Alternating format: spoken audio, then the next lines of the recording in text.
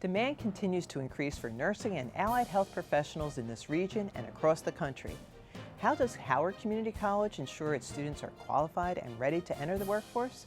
We'll take a closer look at the simulation exercises that mirror real-life scenarios and prepare students for the workforce.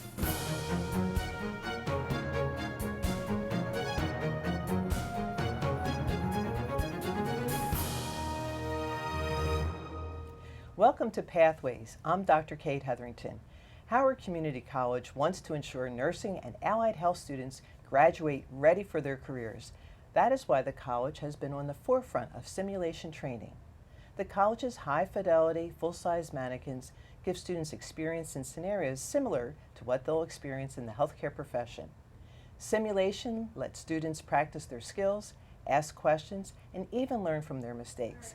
Let's take a closer look at simulation in action. All right, we're going to give you a little shot here. So I'm just ready? We're able to have multiple encounters in simulation, whereas when you're in the hospital setting, whatever patients are available, those are the situations that the students are able to experience at that time. As students first step into the simulation suite, they are introduced to the high-tech mannequins and a hospital room with all the equipment and supplies needed to simulate a real-life scenario.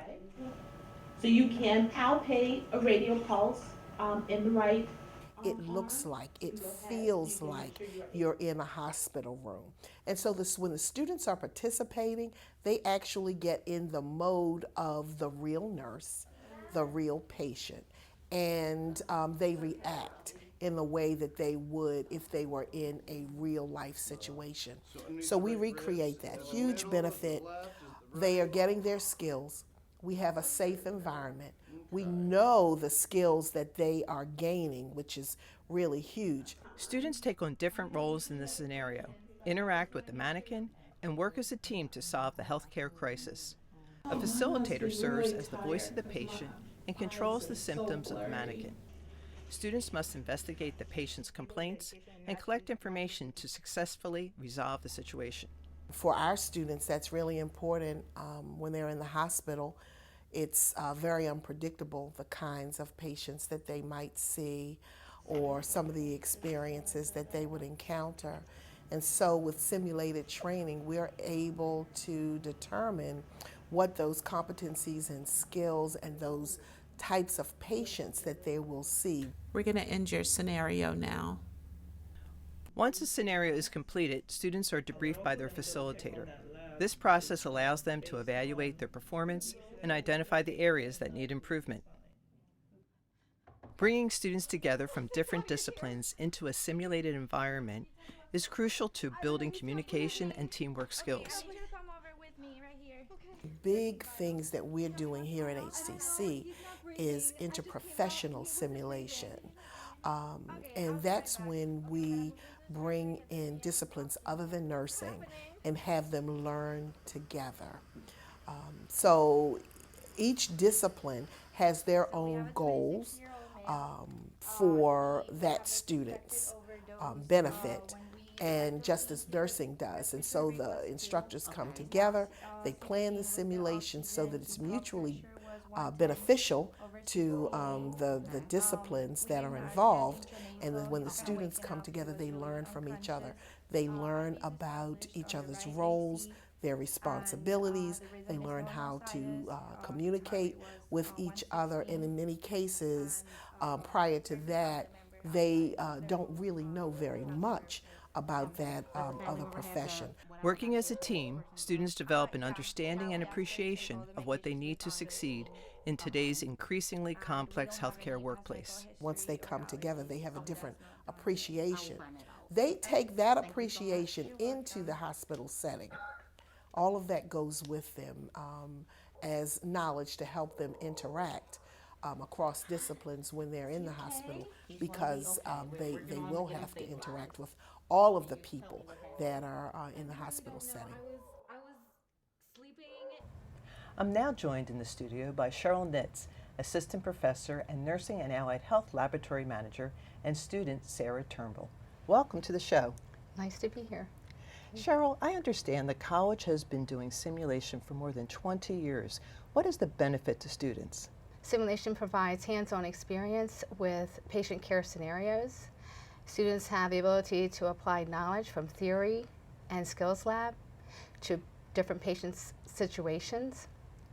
Simulation provides opportunities for students to practice critical thinking, problem solving, prioritizing patient care, therapeutic communication with the patient, the family members, the significant others, and students have the opportunity to practice working with each other, with other healthcare providers.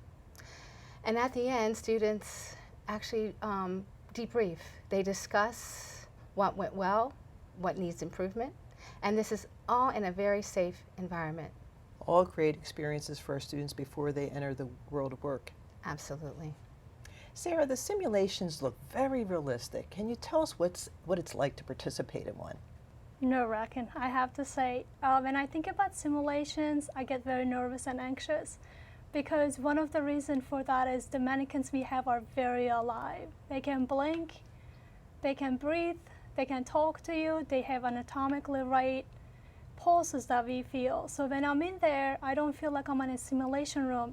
It's a real environment. So being in that environment is really intimidating. At the same time, the faculty actually provides us with a patient scenario beforehand. So when we get the simulation, we know who we have, we know a little bit about our patients, we have a little history. So we know what we're dealing with, and we can come up with an idea that what the care is going to be for that patient. And before we go into the room actually doing the actual hands-on care for the patient, we actually do a pre-simulation activity where we get together with all the students and the professor asks us about the lab values that we had, about the patient situation. So we talk about it, we come up with ideas. So when we get to the room, actually, we are prepared to care for that patient. So we go in there, we do our care, and we try to do our best. And then once we are done, we go back to the simulation room where we do debriefing. So we talk about what we did, how we did it, what are the points that we need to improve. And it's basically about what we can do better next time. And the one important thing that we emphasize over and over again in the simulation room is actually the patient safety. That's number one thing that's a priority for us. And the simulations allow you to make mistakes. Definitely. That's a controlled, safe zone for us, that even though how hard we try, because we get very nervous, because we are being observed and we know that, we get nervous and we make mistakes, but that's okay to do. Cheryl, interprofessional simulation puts students from different disciplines into one scenario. How does an interprofessional simulation work? First of all, the faculty collaborate with each other. They look at the curriculum and they determine which programs will be involved in simulation together. From there, they develop objectives and create scenarios. And on the day of simulation, students from both disciplines participate. For instance, or for an example, is first semester nursing students work with physical therapy assistants, and they're in their first year as well. And both are learning transferring techniques with patients and the use of canes and walkers. So the nursing student will begin the scenario, bathing, feeding the patient, and then the physical therapy assistant student will come in, and it's a scheduled time for the patient to ambulate the patient and do some patient teaching with using either a cane or a walker. It's a win-win situation because students from two disciplines learn to communicate therapeutically with one another and learn how to work as a team. At the same time, practice communication with the patient, patient's family, significant others. So this helps them to learn how to communicate effectively together as interprofessional healthcare providers, and that has proven to provide safe patient care, communicating clearly what the patient needs and effectively carrying out those strategies for the patient. Sarah, what's next for you in your education? How do you see your simulation training preparing you for your career? One thing that helped me with my simulation is that communicating with doctors with ASPAR. That's a communication tool, how nurses communicate about their patients' situation, where they call the doctor and tell the doctor about the situation and actually recommend a treatment plan.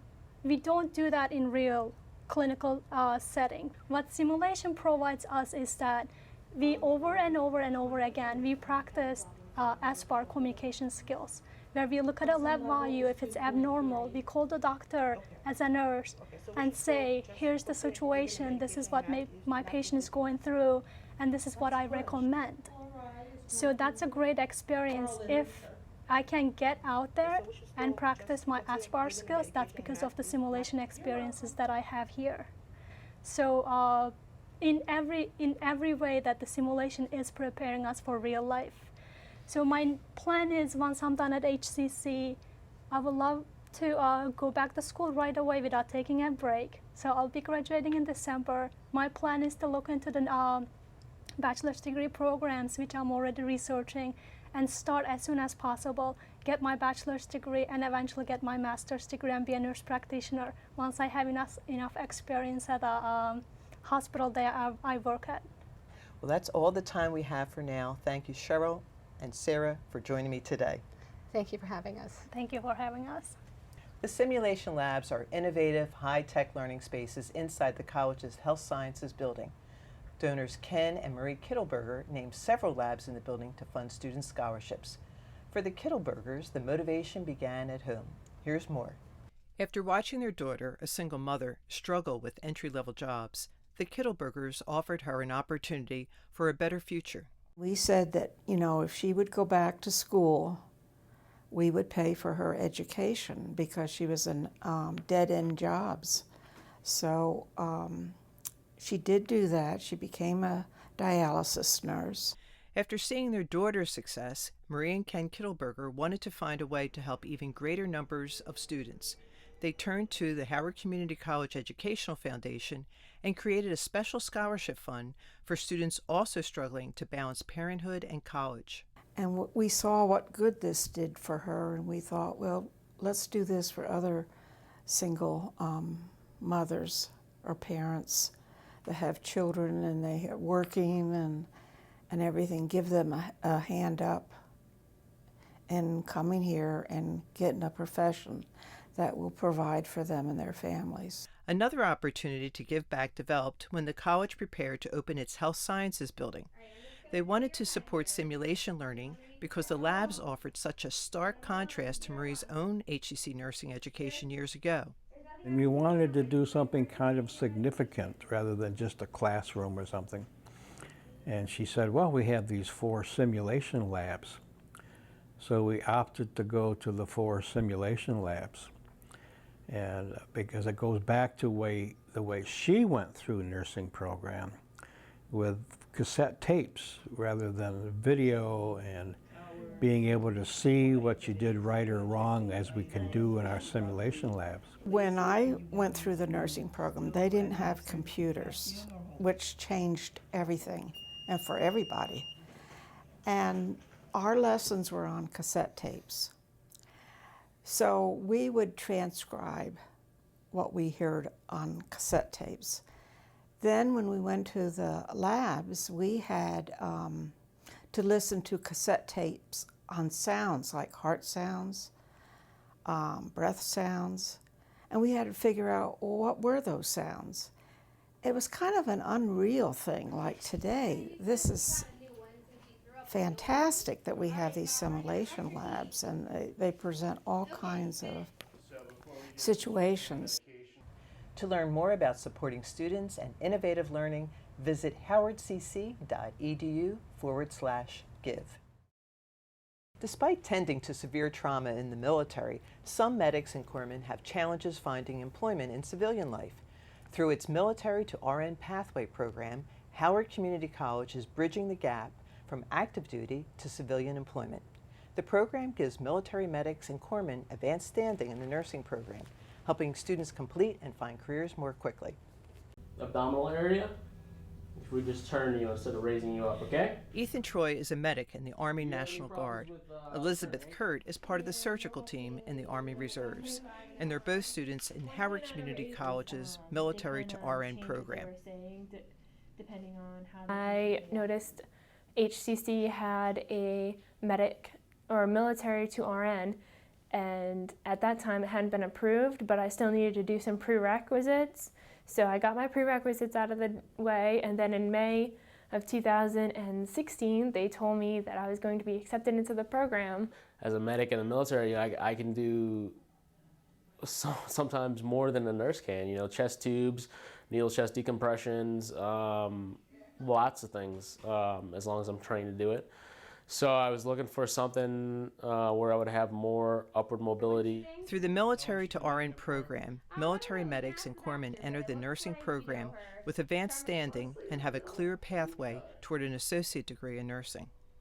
The accelerated program is great because it allows for us as military medics to take all that experience, take all that knowledge, and move to a position of where we can actually use that experience. In the program's transition course, students learn to work alongside paramedics who also have their own pathway to an associate degree in nursing. These two pathway programs started in 2016 after approval from the Maryland Higher Education Commission. By starting together, military medics and paramedics support one another and share some of the skills they have in common. We're all familiar with that kind of trauma medicine. I was really looking forward to having kind of like a camaraderie again, kind of having something in common with people.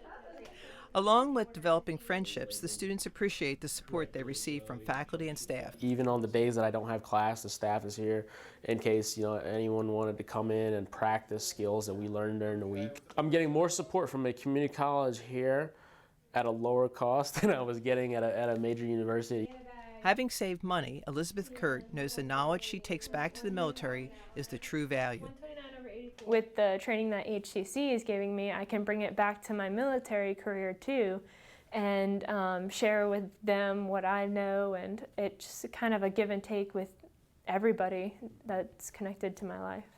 In addition to the military to RN pathway, the college also started the new paramedic to RN pathway. Another new program teaches bilingual students how to interpret for patients with limited English speaking skills in healthcare settings. The non-credit program is supported by a grant from the Horizon Foundation. Lisette Albano is one of the first students to complete the training to coach future interpreters. Here's her story. My parents both spoke English when we came to the United States, but I had a lot of friends as a teenager. I saw my girlfriends, having to go to the doctor, accompany their parents, and it can be awkward. They didn't have the maturity to deal with a lot of the very difficult problems, healthcare issues that their parents might have. I knew that the need was there many years ago when I was a teenager, and there's certainly a need for it now. So I did the training that the college offered for training teachers to train interpreters in the healthcare system, and I also did a shorter training that they had available for to become a language coach, which means you are also in the classroom and you are helping the teachers, the other teacher, do the actual lab work, the actual speaking, practicing doing all sorts of role play, so that the students that are training to be healthcare interpreters get the practice that they need to go out in the field. Joining me now to talk more about this exciting new program is Mina Wu, Director of Howard Community College's English Language Center. Thanks so much for joining me today. Thank you for having me. Mina, how did the idea for this program develop, and what is the need in our community for it? Actually, the Horizon Foundation approached us with the idea because they saw the changing demographics here in Howard County. According to the last census, 18% of Howard County residents are foreign born and 23% speak a language other than English at home. So knowing this need, they went and talked to healthcare providers and community leaders to ask them what are the barriers for them to access quality health care. And the issue of interpretation rose to the top. They learned that the most immigrant families rely on their family members, often their children, to interpret for them in healthcare settings. And it causes problems for a lot of people involved. It should be that healthcare providers who are qualified and trained as interpreters who should interpret in those sensitive healthcare environments. It sounds like a great program, but how does the training work? How does someone interpret without being a doctor or a nurse? The healthcare interpreters do not need the intensive medical training like doctors or nurses. However, they do need to know, have knowledge and familiarity with medical terminology that they'll come into contact with. For example, terminology on anatomy and physiology, medical problems, equipment and procedures that they'll be interpreting for and about.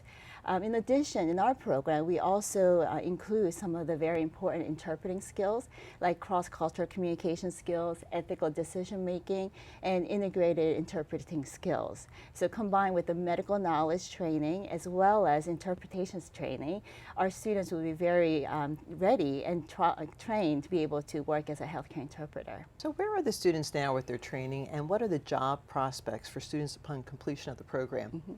So they're about halfway through the in-class training, and in December they will finish that and begin their field work experience where they're going to have actual experience interpreting in a healthcare setting before they complete their program. And according to the last Bureau of Labor and Statistics, they project that the field of interpretation and translating will grow 29% between the years 2014 to 2024, which is one of the fastest growing occupations. And even now, if students were to do a simple search for healthcare interpreting in Maryland, they'll get a slew of lists for available jobs. In terms of the cost of the student, approximately how much does it cost, the program? The program consists of 3 courses. We start off with the orientation, where they're introduced to the field of interpreting as well as an extensive language proficiency test, because we want to make sure that they are fluent bilinguals in both languages. After that, they go through a course which is $495, and the course lasts for about 4 months where they do the theory and training, and after that they do the internship and field work, which is another $160, where they're getting real life experience in healthcare setting, practicing their interpreting skills. Once they go through the program and they make this investment, which is pretty affordable, how much do they make? The national average for interpreters are $44,000 to $80,000 a year.